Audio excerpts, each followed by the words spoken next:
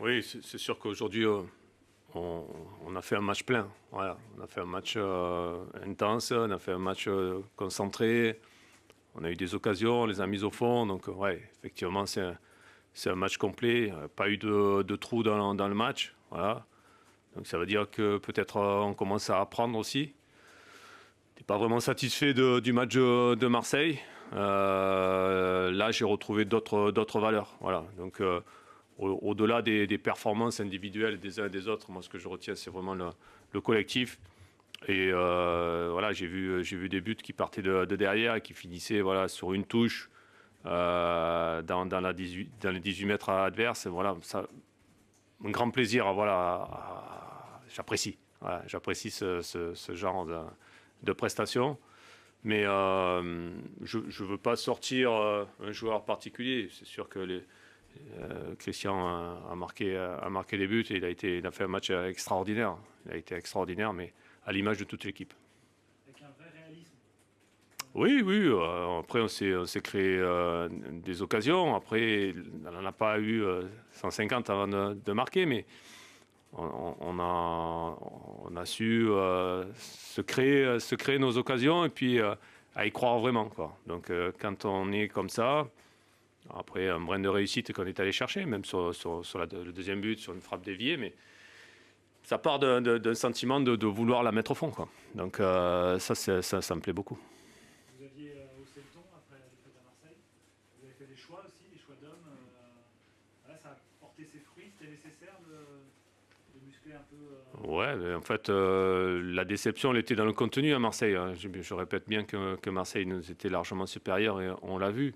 Après, il y avait beaucoup de timidité. On a été un peu impressionné par le public. Voilà, on a fait, comme je l'ai dit, petit garçon. Et il fallait se réveiller. Alors chez nous, c'est vrai qu'on est plus à l'aise. On se sent mieux, mais il faut qu'on apprenne vite. Et le match d'aujourd'hui, avec des changements, parce qu'il y a des garçons qui certainement étaient fatigués, avaient besoin de souffler, d'autres qui étaient en pleine bourre derrière. Donc il faut savoir aussi faire les changements. Mais le mérite en revient surtout aux joueurs, parce qu'après, ils ont su jouer ensemble, et ça, c'est ce que j'apprécie. Mais c'est eux qui ont fait aujourd'hui un vrai match. Ils avaient décidé d'être solides, d'abord costauds, pour pouvoir après se projeter rapidement. C'est ce qu'ils ont fait. Je pense qu'ils ont pris aussi du plaisir. Ils en ont donné au public. C'est le football.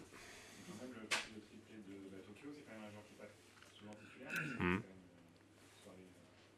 Ah oui, oui, non, mais c'est bien, hein. C'est clair que Christian travaille beaucoup. Il y a de la concurrence.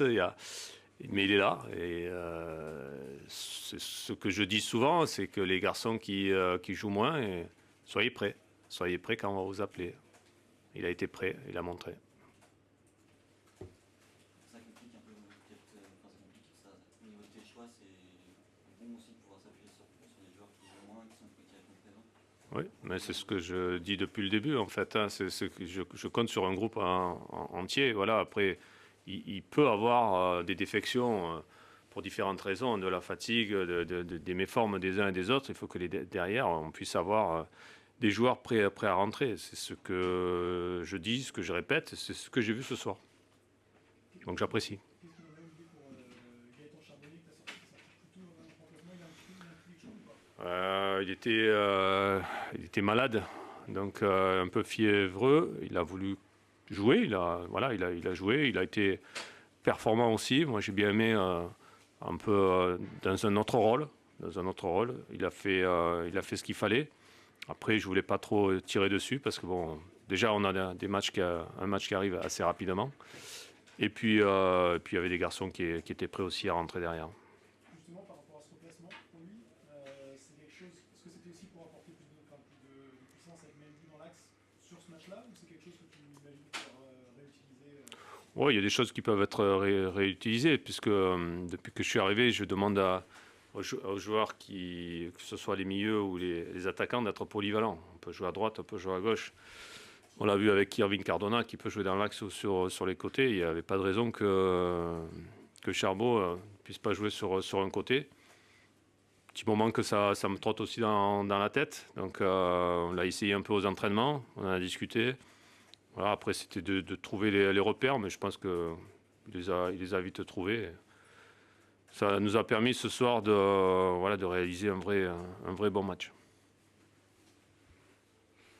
Quand on ne respecte pas le plan de jeu mis en place ou qu'on ne respecte pas le football, qu'on fait preuve de légèreté, je dirais, ben voilà, et face à une équipe qui, elle, n'en fait pas, non, est très concentrée, très rigoureuse, très, très agressive, et ben voilà, on explose en plein vol. C'est une grosse claque ce soir, et j'espère qu'on saura en tirer profit parce que sinon on va avoir peut-être des jours qui vont être qui vont arriver, qui vont être un peu compliqués. Voilà, c'est totalement anormal de notre part de se comporter de la sorte. Voilà. On a pensé qu'on allait venir ici et qu'on allait dicter notre loi, que ça allait se passer tranquillement, alors que c'était pas du tout ça qu'on avait prévu. Voilà, c'est une claque comme on n'avait jamais pris depuis que je suis à Strasbourg, donc ça pique un peu, quoi. Voilà. Passivité en défense notamment. Oui, bien sûr. Passivité en défense, mais c'est tout un bloc qui a fait.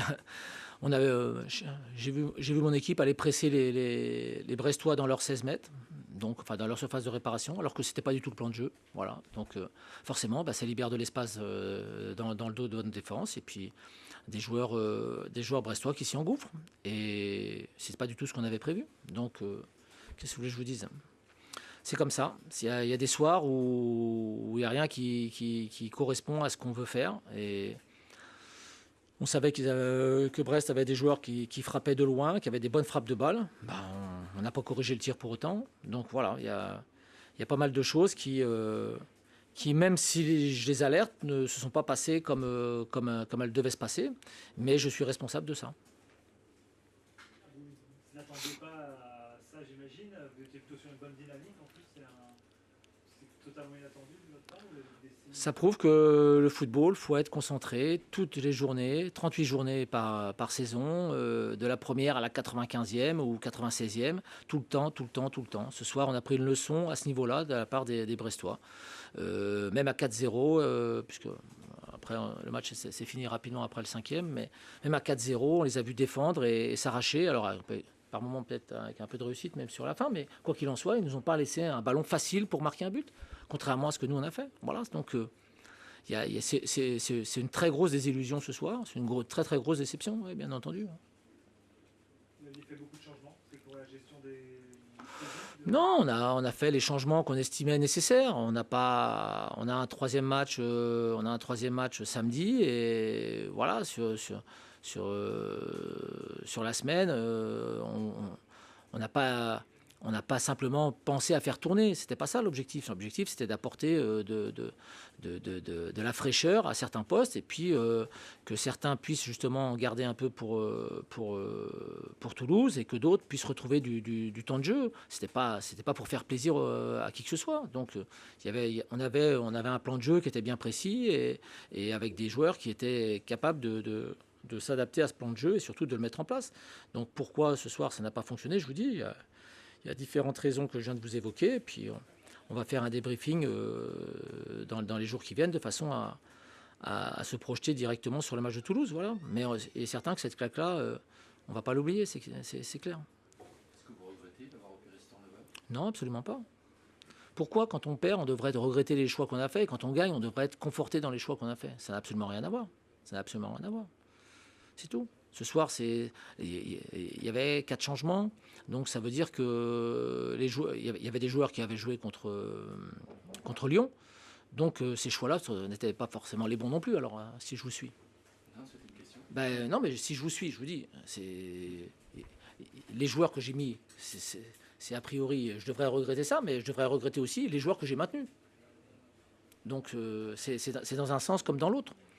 Quand on analyse quelque chose, il faut regarder tous les tenants et tous les aboutissants. Et sur ce plan-là, ce serait trop facile de viser en premier les joueurs qui ne jouent pas d'habitude et qui ont joué ce soir. Non, absolument pas. C'est toute l'équipe qui était défaillante, c'est l'entraîneur qui a été défaillant, c'est tout le monde qui était défaillant ce soir. Et surtout, au-delà du fait qu'on a tous été défaillants, il y a surtout Brest qui a été brillant. Voilà, faut rien enlever à l'adversaire quand vous prenez une claque pareille. Parce que si Brest a marqué 5 buts, il les a pas volés. Donc voilà, c'est une bonne leçon, encore une fois. Voilà. Et je vous dis, j'attends avec impatience samedi soir pour voir si on est capable de retenir de nos leçons, des leçons qu'on reçoit de certains adversaires. Voilà. Ça avait bien fonctionné à Amiens et ce soir, c'était la catastrophe.